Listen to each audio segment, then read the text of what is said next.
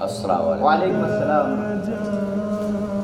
75,000 रुपया रोज अगर मिल रहा है साहब, तो अब मैं ये काम से लग जाऊँ कि मेरे को ये पैसा कहाँ देना है और किसको देना है।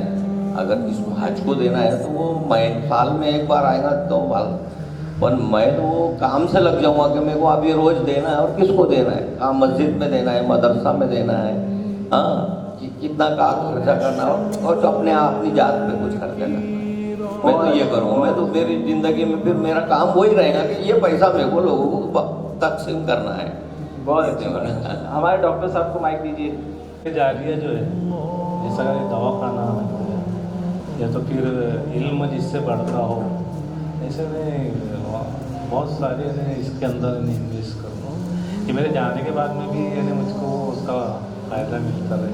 अच्छे रहते हैं बेवाओं के ऊपर, ज़रूरतमंदों के ऊपर, अपने करीबी रिश्तेदारों के ऊपर, यानी जो हम अपने लिए चाह रहे हैं वो सबके लिए चाहेंगे तो सब खुश रहेंगे। हम चाह रहे हैं कि हम खुश रहें और फिर हम दूसरे के लिए भी चाह रहे हैं, तो इस तरह से जितने भी ये पैसे को हम आखिरत के अंदर जब भेजेंगे तो यूँ समझ लो कि हमको वो आखिरत की खेती के आज यहाँ पर होएगी कल वहाँ पर मिलेगा। तो जितने भी खैर के जितने भी इन्हें वो है मसरफ़ है उसमें इंशाअल्लाह वो खर्च करेंगे। तो उससे क्या होगा, जैसा डॉक्टर खलील साहब ने बोले ना कि बस सदका जारिया, मैं आज है कल चले गया तो मस्जिद है, मदरसा है, हाफिज़ है, आलिम है और बहुत सारी जो यानी ज़रूरतमंद है पढ़ाई के लिए नई फीस भरने के लिए, उसके इल्म के लिए दे दिए। तो जितने भी मतलब खैर के काम हैं ये जुमला उसमें मैंने बोला तो उसके अंदर। और एक बात ये कि हम जो अपने लिए चाह रहे हैं वो दूसरे के लिए भी चाहेंगे तो सारे लोग जो हैं वो खुश रहेंगे। बहुत अच्छी सोच माशाल्लाह, अल्लाह सलामत रखे, जज़ाए खैर अता फरमाए। एक मैं हिसाब बता रहा हूँ, उसको कैलकुलेट कीजिए। 60 मल्टीप्लाई बाय 60 कितना हो रहा? 3600। इसको मल्टीप्लाई बाय 24 कीजिए, कितना हो रहा?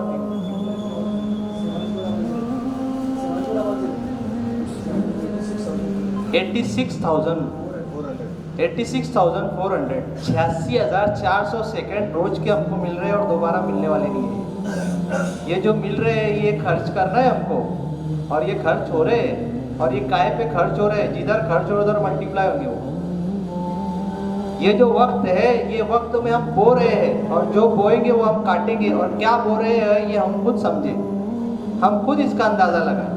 हम जो क्लॉक टावर को देखते रहे आते जाते, उससे क्या सीख मिली हमको?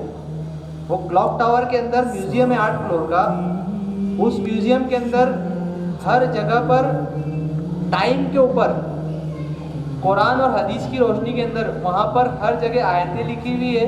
और उस जगह जाओ तो बोले कि डिवाइस देते जो कान में लगाकर हम लोग सुन सकते, वो डिवाइस को जैसे ही वो यहाँ पर जाता है तो वो डिवाइस ऑटोमेटिक प्ले होने लगता है, उर्दू जो लैंग्वेज है।